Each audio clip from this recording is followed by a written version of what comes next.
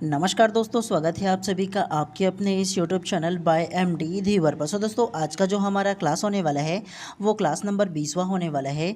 और आज के क्लास का जो हमारा विषय रहने वाला है वो हिंदी भाषा रहने वाला है। और आज के क्लास का जो हमारा टॉपिक रहने वाला है वो संज्ञा, जिसे हम लोग इंग्लिश में नाउन के नाम से जानते हैं। और इसका आज हम लोग थ्योरी क्लास करेंगे, ठीक है। तो सबसे पहले अगर आप लोगों का आपका सिलेबस को दिखाओ ना, तो भाग 4 करके दिया है सामान्य हिंदी करके।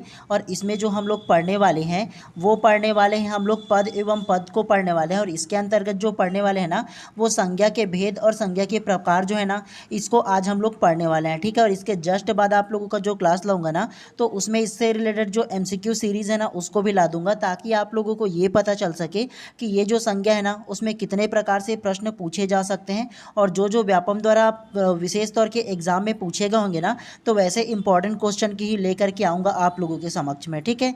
चलिए, सबसे पहले आप लोगों को ना ये समझाऊंगा कि संज्ञा क्या है। आप लोगों को थ्योरेटिकली नहीं पढ़ाऊंगा, आप लोगों को ना मैं अपने शब्दों में जो मैं समझाऊं उतना ही सरल तरीके से आप लोगों को समझाऊंगा अपने शब्दों में, ताकि आप लोगों को एक ही बार में समझ आ जाए और दोबारा आप लोगों को किसी प्रकार से फिर से अलग से पढ़ने की आवश्यकता ना पड़े। तो चलिए, ज़्यादा देर नहीं करते हैं, सीधा सीधा पढ़ने के ऊपर फोकस करते हैं। और आज का ये जो क्लास हो जाएगा ना, उसके बाद इसका पूरा जो PDF रहेगा वो मैं अपने व्हाट्सएप ग्रुप में डाल दूंगा, ठीक है। और इस क्लास में जो चीज़ें मैं नोट करने के लिए बोलूँगा उन तमाम चीज़ों को कम से कम आप लोग नोट करते हुए चलिएगा, ठीक है। ताकि एग्ज़ाम से एक हफ्ते पहले ना आप लोगों को रिवीजन करते भी बन जाए। तो इसीलिए आप लोगों को क्या करना है, शॉर्ट में नोट्स भी बनाते हुए चलना है। और अभी तक कि आप लोगों ने ना चैनल को सब्सक्राइब नहीं किया हो तो कर लेना जी, क्योंकि बहुत लोगों ने नहीं किया है, देखता हूँ मैं इसका एनालिटिक्स को तो पता चलता है, ठीक है। तो कर लेना महोदय, आप लोगों से एक ही हम्बल रिक्वेस्ट रहेगा। चलिए, पढ़ने के ऊपर अब फोकस करते हैं। सबसे पहले आज के टॉपिक को देखो, संज्ञा, जिसे इंग्लिश में नाउन के नाम से जानते हैं। सबसे पहले जानते हैं कि शब्द के प्रकार के। तो शब्द के कितने प्रकार होते हैं? तो शब्द के 2 प्रकार होते हैं। पहला विकारी शब्द होता है और दूसरा अविकारी शब्द होता है। विकारी शब्द क्या होता है इसको जानते हैं। सबसे पहले इसको अर्थ को ध्यान से पढ़ते हैं। विकारी का अर्थ परिवर्तन से है। क्या? तो विकारी का जो अर्थ है ना वो परिवर्तन से होता है, तो ध्यान रखना है। परिभाषा दो दी है, उसको ध्यान से पढ़िए। वे शब्द जो लिंग, वचन, कारक, परसर्ग और काल के प्रभाव से या अनुसार परिवर्तन होते हैं उसे विकारी शब्द कहते हैं। मतलब वे शब्द जो लिंग, वचन, कारक और काल के अनुसार ना परिवर्तन होते हैं तो उसे क्या बोलते हैं, विकारी शब्द कहते हैं। और इसके अंतर्गत क्या क्या आएगा, तो संज्ञा आएगा, सर्वनाम आएगा, विशेषण आएगा और क्रिया आएगा।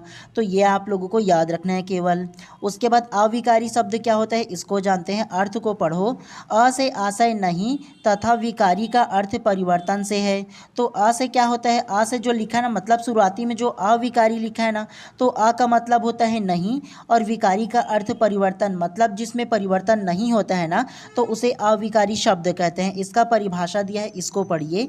वे शब्द जो लिंग, वचन, कारक, परसर्ग और काल के प्रभाव से या के अनुसार परिवर्तन नहीं होते उसे अविकारी शब्द कहते हैं। अंतर्गत करके दिया है, इसको पढ़िए। अव्यय, क्रिया विशेषण, समुच्चय बोधक, बोधक और विस्मयादि बोधक। तो इतना आप लोगों को याद रखना है इसमें। देखो, जो शब्द के प्रकार इसमें जो दिया है ना, इसको रटने की आवश्यकता नहीं है, केवल एक बार आप लोग सरसरी निगाहों से पढ़ लेना, इतना काफ़ी होगा आप लोगों के लिए, ठीक है। जो चीज़ इंपॉर्टेंट रहेगा मैं तो बताऊंगा जी आप लोगों को याद करने के लिए या नोट करने के लिए। चलिए, अब जानते हैं संज्ञा क्या होता है। सबसे पहले संज्ञा की जो परिभाषा दी है ना, इसको ध्यान से पढ़ते हैं। वे शब्द जो किसी वस्तु, व्यक्ति, भाव, गुण, स्थिति आदि का बोध कराता है। तो संज्ञा किसे बोलेंगे? संज्ञा उस शब्द को बोलेंगे जो किसी व्यक्ति, भाव, वस्तु, गुण, स्थिति का बोध कराता है, उसे संज्ञा बोलेंगे। अर्थ करके दिया है, इसको पढ़िए। नाम, संज्ञा, संज्ञा का अर्थ क्या होगा, तो सम प्लस ज्ञा अर्थात साम्यक ज्ञान कराने वाला। तो साम्यक ज्ञान कराने वाले को क्या बोलेंगे, संज्ञा बोलते हैं। तो ये इसको चाहो तो आप लोग नोट करके रख सकते हो, इंपॉर्टेंट है। उसके अलावा प्रकृति दिया है। विकारी शब्द संज्ञा के रूप में परिवर्तन लिंग, वचन, परसर्ग और काल के कारण होता है। तो संज्ञा के रूप में किसके कारण परिवर्तन होता है, वो लिंग, वचन, परसर्ग और काल के अनुसार ना संज्ञा के रूप में परिवर्तन होता है, तो उसे क्या बोलते हैं, विकारी शब्द बोलते हैं। तो ये आप लोगों को याद रखना है। उसके अलावा पुरुष करके दिया है, इसको ध्यान से पढ़िए। संज्ञा प्रायः अन्य पुरुष में होता है। तो संज्ञा किस में होता है, अन्य पुरुष में होता है, ध्यान रखना है। उसके अलावा भेद, संज्ञा के कितने भेद होते हैं, तो अर्थ के आधार पर संज्ञा के 5 भेद होते हैं। क्या? तो अर्थ के आधार पर संज्ञा के 5 भेद होते हैं, ये आप लोगों को याद रखना है। अब आप लोगों को ना मैं अपने शब्दों में संज्ञा क्या होता है ये समझा देता हूँ। नाउन क्या होता है? जिस शब्द से आप लोगों को किसी व्यक्ति, वस्तु, गुण, भाव, स्थिति का बोध होता है ना, मतलब उससे उस शब्द से आपको पता चलता है कि ये किसी व्यक्ति का नाम है या वस्तु का नाम है या स्थान का नाम है या भाव का नाम है या गुण का नाम है। जिस शब्द से आपको उसका पता चलेगा ना तो उसे संज्ञा कहेंगे। तो ये आप लोगों को ध्यान रखना है। आगे चल के आप लोगों को विस्तार पूर्वक समझाऊंगा जी, उसका टेंशन आप लोगों को नहीं लेना है, ठीक है। चलिए संज्ञा के भेद को जानते हैं कि संज्ञा के कितने भेद होते हैं। तो संज्ञा के 5 प्रकार के भेद होते हैं। कौन कौन सा? तो सबसे पहला व्यक्तिवाचक संज्ञा, दूसरा जातिवाचक संज्ञा, तीसरा समूहवाचक संज्ञा, चौथा भाववाचक संज्ञा और पांचवा पदार्थवाचक संज्ञा। तो संज्ञा के 5 भेद होते हैं, यह आप लोगों को याद रखना है। व्यक्तिवाचक संज्ञा कहने का मतलब अगर आपको ना ऐसा शब्द मिले जिससे किसी व्यक्ति के बारे में पता चले तो वो व्यक्तिवाचक संज्ञा होगा। उस शब्द से अगर आपको किसी जाति के बारे में पता चले तो वो जातिवाचक संज्ञा होगा, जैसे खिलाड़ी। उस शब्द से अगर आप लोगों को किसी समूह के बारे में पता चले कि क्रिकेट टीम, जैसे क्रिकेट टीम में 11 लोग होते हैं, तो ऐसे समूह के बारे में पता चले तो वो क्या होगा? समूहवाचक संज्ञा होगा। उसके अलावा ऐसा शब्द जिससे ना उस शब्द से किसी भाव के बारे में पता चले, जैसे जीतना, हारना, रोना, हंसना, ऐसे शब्द के बारे में पता चले तो वो भाववाचक संज्ञा कहलाएगा। और ऐसे शब्द जिससे किसी पदार्थ के बारे में पता चले, जैसे गेंद, स्टंप, पानी या किसी प्रकार का लिक्विड वगैरह होगा, तो वो क्या होगा? पदार्थवाचक संज्ञा कहलाएगा। समझ में आया आप लोगों को? चलिए गणना के आधार पर जानते हैं कि संज्ञा के कितने प्रकार होते हैं। गणना के आधार पर केवल 2 प्रकार होते हैं। कौन कौन सा? तो सबसे पहले यथार्थवाचक संज्ञा होगा और दूसरा भाववाचक संज्ञा होगा। तो गणना के आधार पर 2 प्रकार के होते हैं, याद रखना है आप लोगों को। और संज्ञा के जो भेद है ना, ये पांचों को याद रखना, और चाहो तो नोट करके रख सकते हो आप लोग, ठीक है। उसके अलावा देखना चाहो ना तो कामता प्रसाद गुरु के अनुसार, क्या? तो कामता प्रसाद गुरु के अनुसार संज्ञा के कितने भेद होते हैं? तो वो 3 भेद होते हैं। कौन कौन सा? तो व्यक्तिवाचक संज्ञा, जातिवाचक संज्ञा और भाववाचक संज्ञा। अगर आप लोगों के प्रश्न में इस नाम से पूछे कि कामता प्रसाद गुरु के अनुसार संज्ञा के कितने प्रकार होते हैं, तो आपको 5 प्रकार लेने हैं। दोनों को याद रखना है आप लोगों को, ठीक है। उसके अलावा गणना के आधार पर कितने प्रकार होते हैं संज्ञा के, तो 2 लेना है आप लोगों को, यथार्थवाचक संज्ञा और भाववाचक संज्ञा। तो इन दोनों को आप लोगों को ध्यान रखना है इसके बारे में। चलिए उसके अलावा उत्पत्ति के आधार पर संज्ञा के भेद। तो उत्पत्ति के आधार पर संज्ञा के कितने भेद होते हैं? 3 प्रकार के भेद होते हैं। कौन सा? तो व्यक्तिवाचक संज्ञा, जातिवाचक संज्ञा और भाववाचक संज्ञा। तो इन तीनों को आप लोगों को याद रखना है। उसके अलावा जातिवाचक संज्ञा के कितने प्रकार होंगे? तो वो होंगे समूहवाचक होगा और पदार्थवाचक होगा। उत्पत्ति के आधार पर बोला है तब आप लोगों को इस प्रकार के लेना है। इसको एकदम नोट करने की या रटने की आवश्यकता नहीं है, एक बार आप लोगों को केवल पढ़ते हुए चलना है।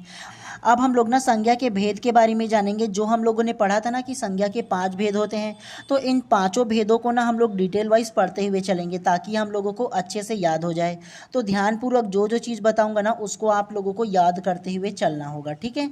चलिए सबसे पहले व्यक्तिवाचक संज्ञा के बारे में डिटेल से पढ़ते हुए चलते हैं। फर्स्ट को ध्यान से पढ़िए।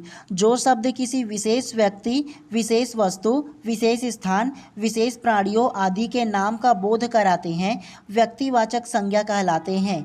जैसे करके व्यक्ति का नाम दिया है राम, सचिन, सीता, गीता, हरि आदि करके। अब आप लोगों को ना व्यक्तिवाचक संज्ञा क्या होता है मैं अपने शब्दों में समझा देता हूँ, ध्यान पूर्वक सुनिएगा और समझने की कोशिश कीजिएगा आप लोग, ठीक है। व्यक्तिवाचक संज्ञा उस संज्ञा को कहेंगे जब आप लोग जब वर्ड को पढ़ोगे, उस वर्ड को पढ़ने के बाद आपको अगर ये पता चले कि उस वर्ड में ना किसी विशेष वस्तु के बारे में बोला है, विशेष स्थान के बारे में बोला है, विशेष प्राणियों के बारे में बोला है, मतलब वो दुनिया में केवल एक ही होंगे। तो ऐसे अगर नाम के बारे में अगर पता चले ना या स्थान के बारे में पता चले तो वो व्यक्तिवाचक संज्ञा कहलाएगा। और सरल तरीके से समझाता हूँ, ध्यान से समझिएगा। आप लोगों को कोई ऐसे शब्दों के बारे में पता चले जो दुनिया में केवल एक ही है, केवल एक ही है, तो वो क्या कहलाएगा? वो व्यक्तिवाचक संज्ञा कहलाएगा। चाहे वो किसी नदी का नाम हो, पर्वत का नाम हो, किसी आदमी का नाम हो, चाहे वो किसी देश का नाम हो, किसी सागर, समुंदर, चाहे वो किसी त्यौहार का नाम क्यों ना हो, वो दुनिया में केवल एक बार आता है, एक ही होगा, तो वो व्यक्तिवाचक संज्ञा कहलाएगा। एग्जाम्पल के थ्रू आप लोगों लोगों को समझाता हूँ। सबसे फर्स्ट में व्यक्ति के नाम करके दिया है, इसको देखिए, राम। राम दुनिया में एक ही है ना। राम कहने का मतलब आशा है हमारा भगवान राम से है, तो भगवान राम दुनिया में एक ही है ना, तो वो व्यक्तिवाचक संज्ञा के अंतर्गत आएगा क्योंकि वो व्यक्ति एक ही है। उसके अलावा सचिन, सीता, गीता, हरि, ये सचिन कहने से मतलब एक ही सचिन के बारे में आपको पता चलता है। क्रिकेटर जो सचिन तेंदुलकर है ना, उसके बारे में केवल आपको पता चलता होगा, तो वो क्या कहलाएगा, वो व्यक्तिवाचक संज्ञा कहलाएगा, जिससे आपको एक व्यक्ति के बारे में पता चले। अब आप लोगों के मन में ये सवाल नहीं आना चाहिए कि सर सचिन तो दुनिया में कईयों का नाम हो सकता है। दुनिया में कईयों का नाम हो सकता है, लेकिन हम आपको मैं ये बोलूँगा कि सचिन तो आपको किसका याद आएगा, केवल जो क्रिकेटर सचिन है ना, जो क्रिकेट खेलता था, उनका नाम याद आएगा ना, तो दुनिया में वो एक ही होगा ना, तो वो व्यक्तिवाचक संज्ञा कहलाएगा। उसी प्रकार से सीता, गीता, हरि, तो सीता क्या है, दुनिया में एक ही है, माता सीता जानते हो ना, तो उसी के नाम से, जिससे केवल एक ही आदमी का नाम के बारे में पता चले ना, उसे आप लोगों को क्या लेना है, व्यक्तिवाचक संज्ञा लेना है। समझ में आया। ठीक उसी प्रकार से नदियों के नाम, गंगा, यमुना, महानदी, अरपा, शिवनाथ नदी, ये सारे नदी दुनिया में केवल एक ही है ना, या भारत में केवल एक ही है ना। गंगा अलग है, यमुना अलग है, स्पेसिफिक चीज़ों के बारे में पता चल रहा है ना, तो वो व्यक्तिवाचक संज्ञा कहलाता है। उसी प्रकार से पर्वतों के नाम, हिमालय, सतपुड़ा, विंध्याचल, सिहावा, उसके अलावा देखो दहला पहाड़, तो ये अलग अलग जो नाम दिया है वो सारे नाम दुनिया में एक ही है ना। हिमालय पर्वत तो एक ही है ना जी, तो वो व्यक्तिवाचक संज्ञा होगा। उसी प्रकार से ये अलग अलग सारे चीज़ दिए, चाहे वो देश का नाम हो, प्रदेश का नाम हो, शहर का नाम हो, गांव का नाम हो, दिशा का नाम हो, समुद्र का नाम हो, त्योहार का नाम हो, किसी ग्रंथ का नाम हो।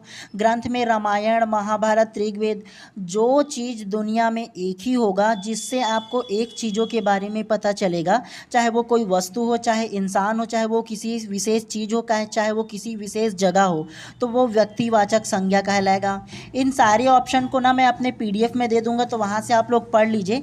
मेरा मकसद है केवल आप लोगों को ना व्यक्तिवाचक संज्ञा क्या होता है मेरे को ये समझाना है। जैसे इसमें देखो चित्रों के माध्यम से आपको समझाया है। सचिन बोला है ना, तो सचिन तेंदुलकर बोलने से आपको क्रिकेटर के बारे में पता चलेगा ना, तो यदि किसी एक व्यक्ति के बारे में पता चलेगा तो वो व्यक्तिवाचक संज्ञा कहलाएगा।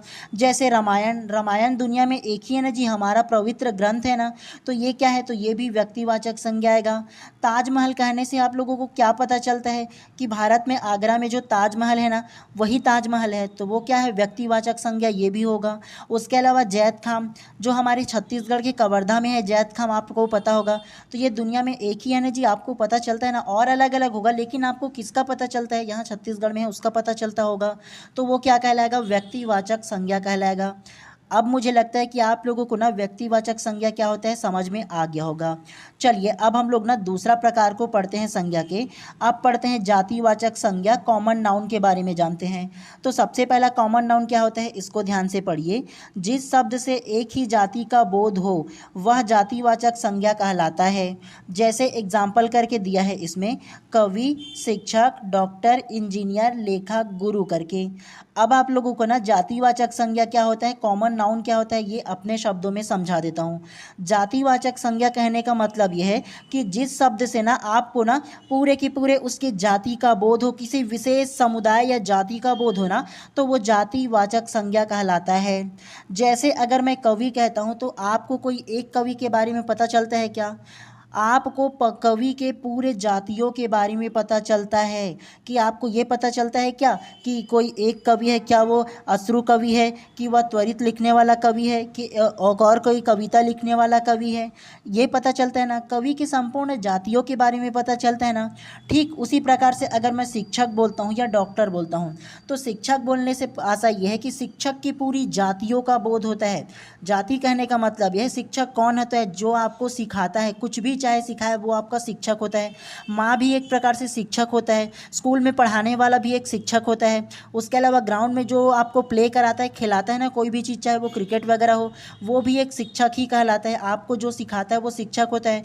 तो शिक्षक की संपूर्ण जातियों का बोध हो रहा है ना, डॉक्टर की संपूर्ण जातियों का बोध हो रहा है। इंजीनियर कौन से फील्ड का इंजीनियर है पता चल रहा है क्या, नहीं ना, कि वो सिविल इंजीनियर है, कि माइनिंग इंजीनियर है, कि कोई और इंजीनियर है, कुछ पता चल रहा है क्या? तो आपको ये पता चल रहा है ना कि डॉक्टर की पूरी जाति, इंजीनियर या लेखक की पूरी जाति का बोध करा रहा है, तो वो जातिवाचक संज्ञा कहलाएगा। आपको एक शब्द में ये बताऊँ ना कि जातिवाचक संज्ञा किसे कहेंगे? जिस शब्द से आप लोगों को ना पूरी जातियों का बोध हो, किसी समुदाय का बोध हो, पूरी संपूर्ण जाति का, तो उसे जातिवाचक संज्ञा कहेंगे। ठीक उसी प्रकार से देखो, पशुओं की नाम करके दिया है घोड़ा। घोड़े की संपूर्ण जाति होता है ना जी, अलग अलग नस्ल का घोड़ा होता है ना। शेर की भी अलग अलग जाति होता है, गाय का भी अलग अलग जाति, तोता, मैना, मोर, वन, भैंसा।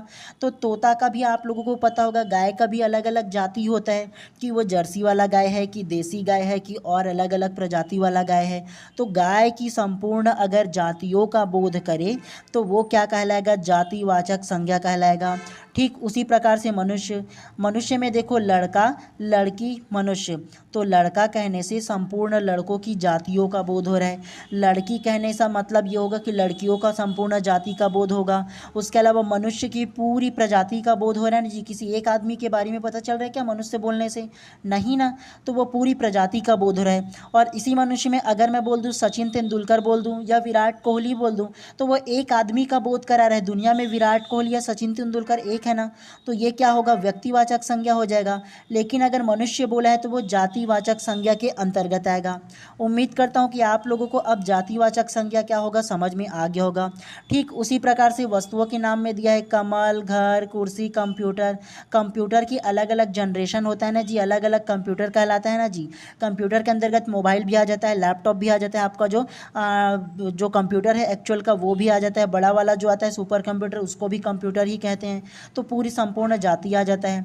पर्वतों में देखोगे तो देखो रेगिस्तान, पर्व, माह, माह में क्या आता है? संपूर्ण 12 महीना आ जाता है। तो वो पूरी जाति का बोध करा रहे हैं ना जी। तो इसीलिए आप लोगों को ध्यान रखना है। उसके अलावा नोट करके दिया है, इसको पढ़िए। प्रकृति से संबंधित तत्व सदैव जातिवाचक संज्ञा होता है। जैसे करके एग्जाम्पल दिया है लहर, तो संपूर्ण इसकी जाति का बोध होता है। ठीक उसी प्रकार से इमेज में समझाया गया है। देखो कार, कार कहने से मतलब यह है कि कार की संपूर्ण जाति का बोध करा रहे हैं। हम लोग अल्टो को भी कार कहते हैं, इनोवा को भी कार कहते हैं। अगर BMW का लोगे वो भी कार कहलाता है। अलग अलग लेगो मर्सिडीज वगैरह लोगे है ना, या थार वगैरह लोगे तो वो भी कार ही कहलाता है। तो कार की संपूर्ण जाति का बोध हो रहा है ना कार कहने से, तो ये जातिवाचक होगा। शेर भी जातिवाचक होगा। पंखा कहने से मतलब पंखा भी जातिवाचक होगा। पंखा से आपको ये पता चल रहा है क्या कि ये टेबल पंखा है, कि वो दीवार में चिपकाने वाला पंखा है, कि कूलर पंखा है। पंखे की संपूर्ण जाति का बोध हो रहा है। ठीक उसी प्रकार से पहाड़, पहाड़ कहने से मतलब कोई एक पहाड़ का पता चल रहा है क्या कि क्या वो हिमालय पर्वत है, सतपुड़ा पहाड़ है, कि कोई और पहाड़ है। पहाड़ की संपूर्ण जाति का बोध हो रहा है, तो वो जातिवाचक संज्ञा कहलाएगा। समझ में आया आप लोगों को जातिवाचक संज्ञा क्या होता है? उम्मीद है कि आपको समझ में आ गया होगा। दूसरा चलिए संज्ञा के अब तीसरे प्रकार के बारे में जानते हैं। समूहवाचक संज्ञा, कलेक्टिव नाउन क्या होता है इसके बारे में जानते हैं। फर्स्ट को ध्यान से पढ़िए। जिस शब्द से एक ही जाति के समूह का बोध हो उन्हें समूहवाचक संज्ञा कहते हैं। जैसे करके दिया है व्यक्तियों के समूह के बारे में। क्रिकेट टीम, तो क्रिकेट टीम में कितना खिलाड़ी होता है? 11। उसी प्रकार से झुंड, मेला, सेना, संघ, गिरोह। तो ये सारे के सारे अगर एग्जाम्पल को पढ़ोगे तो आपको समूहवाचक संज्ञा के बारे में पता चलेगा। अब आप लोगों को अपने शब्दों में समझा देता हूँ कि समूहवाचक संज्ञा, कलेक्टिव नाउन क्या होता है, ये अपने शब्दों में समझा देता हूँ। जिस शब्द से आप लोगों को ना एक पूरे संपूर्ण समूह का बोध होगा, जो शब्द आप पढ़ोगे उससे आपको पता चलेगा कि ये एक व्यक्ति नहीं अनेकों व्यक्ति का पूरा समूह है, संघ है, तो वो समूहवाचक संज्ञा कहलाएगा। एग्जाम्पल देता हूँ। क्रिकेट टीम जैसे एक शब्द लिखा है। क्रिकेट टीम कहने से मतलब आपको कोई एक टीम के बारे में पता चल रहा है क्या? एक व्यक्ति के बारे में पता चल रहा है क्या? क्रिकेट टीम में कितने लोग होते हैं? टोटल 11 होते हैं। और 11 मिलकर क्या है? एक पूरे अपने समूह में है, एक पूरा क्या है? गुच्छे में है एक। तो वो क्या कहलाएगा? समूहवाचक संज्ञा कहलाएगा। ठीक उसी प्रकार से झुंड, मेला, सेना। सेना में कोई एक व्यक्ति रहता है क्या? बहुत सारे व्यक्ति रहता है ना जी, रहता है ना, 100 का, हजारों का समूह रहता है सेना में, तो वो समूहवाचक संज्ञा कहलाएगा। जिस शब्द से आप लोगों को ना किसी समूह के बारे में पता चले कि ये एक नहीं अनेकों व्यक्ति के क्या है, झुंड है, समूह है, तो वो समूहवाचक संज्ञा कहलाएगा। वस्तुओं के बारे में दिया है गुच्छा, ढेर, श्रृंखला, कुंजी, मंडल। तो गुच्छा कहने का मतलब जैसे अंगूर का गुच्छा होगा तो उसमें एक अंगूर रहता है क्या, अंगूर की पूरे के पूरा गुच्छा रहता है, उसमें 10, 20, 100 भी हो सकता है, तो वो क्या कहलाएगा, समूहवाचक संज्ञा कहलाएगा। ठीक उसी प्रकार से अन्य समूह दिया है, सप्ताह दिया है, तो सप्ताह में एक दिन होता है क्या, पूरा 7 दिन होता है, तो वो समूह में है ना, तो वो समूहवाचक संज्ञा कहलाएगा। ठीक उसी प्रकार से देखो इमेज में क्रिकेट टीम बोला है, परिवार बोला है, झुंड बोला है और कक्षा बोला है।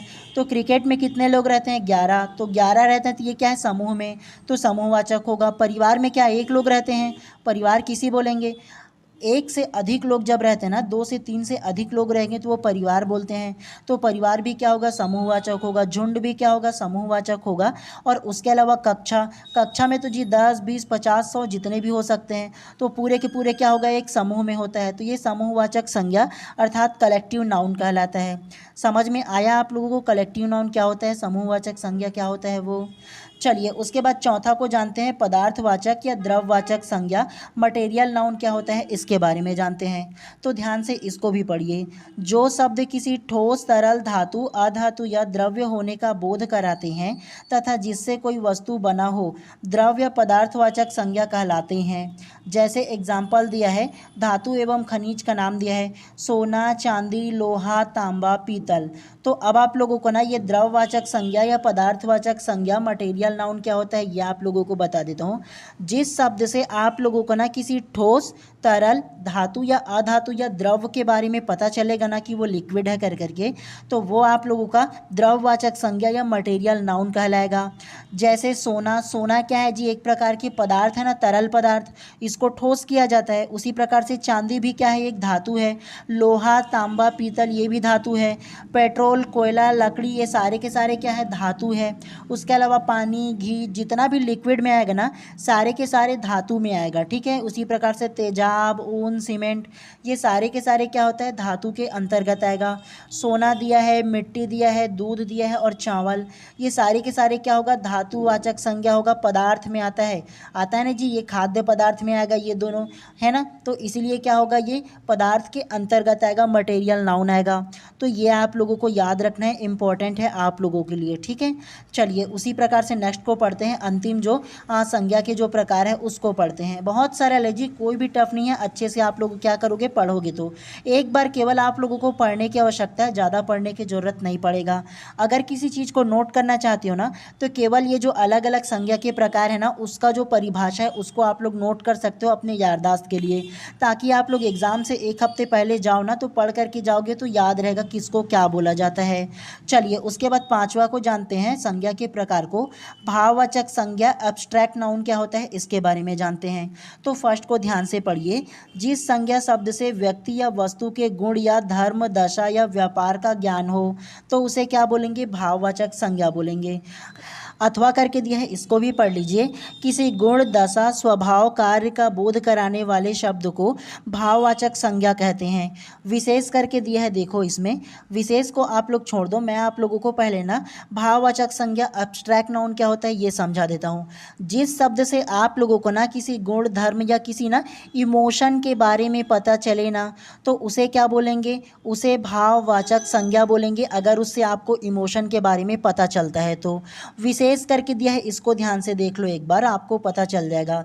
उसके अलावा भाववाचक में देखोगे ना, तो खट्टा, कड़वा, प्रशंसा, मित्रता, नम्रता, शीतलता, ये तमाम चीज़ क्या है, एक इमोशन को दर्शाता है ना जी, भाव को दर्शाता है ना, आपके अंदर जो जो भाव होता है, इमोशन होता है उसको, तो उसे ही भाववाचक संज्ञा कहेंगे। विशेषता करके दिया है, इसको भी पढ़ लेते हैं फर्स्ट को। भाववाचक संज्ञा की गणना नहीं हो सकती, तो भाववाचक को आप गिन सकते हो क्या, आपका कितना इमोशन है गिन सकते हो क्या, कितना खट्टा है या कितना मीठा है गिन सकते हो क्या, अगर किसी की प्रशंसा करोगे तो वो गिन सकते हो क्या, तो नहीं गिना जा सकता। दूसरा को पढ़िए, भाववाचक संज्ञा रूढ़ भी होती है अथवा निर्मित भी होती है, तो ध्यान रखना है। नेक्स्ट को पढ़िए, व्यक्तिवाचक संज्ञा की तरह इसमें भी एक ही भाव का बोध होता है, तो ये ध्यान रखना है। चौथा, इस संज्ञा का अनुभव इंद्रियां, कल्पना, अमूर्त द्वारा होता है। इंद्रियां मतलब आपकी जो 5 प्रकार की इंद्रियां होता है ना जी, आप आंखों से देखते हो, नाक से क्या करते हो, सूंघते हो, मुंह मुंह से क्या करते हो, आप लोग उसका स्वाद का पता करते हो। कान से क्या करते हो, कान से जो इन्फॉर्मेशन है, जो आवाज़ है, उनको सुनते हो। और पांचवा स्पर्श से क्या करते हो, त्वचा से किसी भी चीज़ को छू करके पता करते हो। तो ये सारे के सारे क्या होता है, ये आप लोगों का इंद्रियां कहलाता है। ठीक है, तो ये ध्यान रखना है। उसके अलावा पांचवा, इस संज्ञा का प्राय बहुवचन नहीं होता। तो ये जो संज्ञा भाववाचक है ना, इसका बहुवचन नहीं होता है, ध्यान रखना है आप लोगों को। उसके अलावा दशा करके दिए है, युवा, अमीरी, गरीबी, बचपन, सैसवा, भुखमरी। ये तमाम चीज़ जो रहेगा ना, वो भाव को दर्शाता है। अगर बोलूँगा मैं अमीर है वो, तो उनका भाव को दर्शाना, गरीब है तो वो गरीबी को दर्शा रहा है ना, वो भी एक प्रकार का भाव होता है ना। उसी प्रकार से कार्य वगैरह को देखोगे तो वो भी हो जाएगा। ये जो अलग अलग एग्जाम्पल है ना, आपको पूरी तरह से नहीं बता रहा हूँ, आपकी जो व्हाट्सअप ग्रुप है ना, उसमें डाल दूंगा जी। तो वहाँ से आप लोग क्या करना, देख लेना और वहाँ से आप लोग पढ़ लेना, आप लोगों का काम आ जाएगा। ठीक है, मतलब आप लोग अच्छे से एक बार इसको पढ़ लीजिएगा। मेरा मकसद ये है कि आप लोगों को केवल एक बार ना वो क्या होता है इसको समझाना, प्रकार को। तो एक दो को बता करके आपको समझा दे रहा हूँ। बाकी सारा जो एक्स्ट्रा जो आपको जो प्रैक्टिस दिया है ना, मतलब एक्स्ट्रा जो आप लोगों को एग्जाम्पल दिया है, उसको आप अपने व्हाट्सअप ग्रुप में डाल दूंगा तुरंत ही इस क्लास के बाद। तो वहाँ से एक बार कम से कम अपने तरफ से पढ़ लेना, है ना। उसके अलावा देखो, कार्य में दिया है चढ़ाई, लड़ाई, पहनावा। ये सारे के सारे भाव में आता है। गुस्सा, हंसना, रोना और प्रेम। प्रेम एम के चक्कर में मत पड़ना जी, आप लोग बता रहा हूँ। अभी पढ़ने वढ़ने पे ध्यान दो थोड़ा सा आप लोग। ठीक है, मतलब यह है कि अभी पढ़ो, कुछ बन जाओ, उसके बाद जो करना है करते रहना। आपका लाइफ तो वैसे भी है। गुस्सा इमोशन होता है ना, मतलब वो क्या होता है, भाव होता है ना गुस्सा। हंसना भी एक प्रकार से भाव होता है ना। रोना भी क्या है, एक प्रकार से इमोशन है, भाव है। और प्रेम भी एक प्रकार से क्या है, इमोशन है, भाव है। जो बोल रहा हूँ ध्यान देना जी, अभी पढ़ने लिखने पर ज़्यादा ध्यान देना। ठीक है, ताम झाम पे ज़्यादा ध्यान व्यान मत देते रहना। अभी स्टूडेंट लाइफ है तो बढ़िया सा पढ़ो लिखो, कुछ बनो अच्छे से। ठीक है, ये आ गया तो आप लोगों को सोचा कि थोड़ा सा बता दूं। बाकी आप लोगों की इच्छा, फिर अभी का नया यंग जनरेशन के लोग फिर जानते हो कैसे होते हैं। चलिए, इसके बाद ना भाववाचक संज्ञा के निर्माण कैसा होता है इसके बारे में जानते हैं। तो सबसे फर्स्ट को ध्यान से पढ़िए। भाववाचक संज्ञा 5 प्रकार से बनती है। तो भाववाचक जो संज्ञा है वो 5 प्रकार से बनता है। कौन कौन सा, तो सबसे पहला जातिवाचक संज्ञा से, दूसरा सर्वनाम से, तीसरा विशेषण से, चौथा क्रिया से और पांचवा अव्यय से। तो इन पांचों प्रकार से भाववाचक संज्ञा का निर्माण होता है, तो ये ध्यान रखना है। सबसे पहला जातिवाचक से भाववाचक संज्ञा का निर्माण। तो जातिवाचक जो संज्ञा इस तरफ जो दिया है ना, उससे भाववाचक संज्ञा किससे बनता है, तो ध्यान रखते हैं, ध्यान से पढ़ते हैं। फर्स्ट को ध्यान से देखिए, व्यक्ति। व्यक्ति जो है ना, वो एक जातिवाचक संज्ञा है। लेकिन व्यक्ति का अगर कि भाववाचक बनाएंगे तो व्यक्तित्व हो जाएगा। राष्ट्र का राष्ट्रीयता हो जाएगा। मानव का मानवता हो जाएगा। मनुष्य का मनुष्यता हो जाएगा या मनुष्यत्व हो जाएगा। उसके अलावा दानव का दानवता, बूढ़ा का बुढ़ापा, मोटा का मोटापा, माता का मातृत्व, पंडित का पंडित्व, हिंदू का हिंदुत्व, पशु का पशुता। इस तरफ जितना भी दिया है ना, वो क्या है, वो भाववाचक इमोशन को दर्शाता है। और इस तरफ जातिवाचक है, जिसका संपूर्ण जाति को दर्शाता है। तो ये आप लोगों को ध्यान रखना और पढ़ना है। उसी प्रकार से देखो, बाल का बालपन, बच्चा का बचपन, शिशु का शैशव, मित्र का मित्रता, शत्रु का शत्रुता, दास का दासत्व या दासता, बंधु का बंधुत्व या बंधुता, स्वामी का स्वामित्व, मूर्ख का मूर्खता, सज्जन का सज्जनता, भाई का भाईचारा, भक्त का भक्ति, खेल का खेती, खेत का खेती, चोर का चोरी। तो इस प्रकार से ना व्यक्तिवाचक संज्ञा से क्या बनता है, भाववाचक संज्ञा बनता है। केवल आप लोगों को ये पीडीएफ मिलेगा ना, तो एक बार केवल आप लोग पढ़ लेना, एकदम ही ज़्यादा इसको रटने की ज़रूरत नहीं। एक बार पढ़ोगे इतना इनफ है आप सभी लोगों के लिए।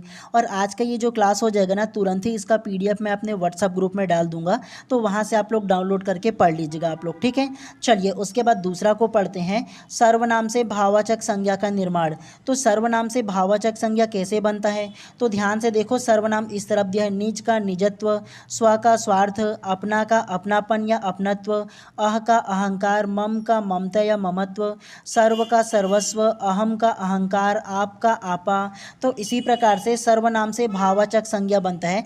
बाकी और एक्स्ट्रा जो है ना, उसको आप लोग पढ़ते हुए चलिएगा। अब तीसरा को देखो, विशेषण से भाववाचक कैसे बनेगा। राष्ट्रीय का राष्ट्रीयता, सुंदर का सुंदरता या सौंदर्य, मधुर का माधुर्य या मधुरता, कठोरता, मीठा का मिठास, खट्टा का खट्टापन, गरीब का गरीबी, अमीर का अमीरी।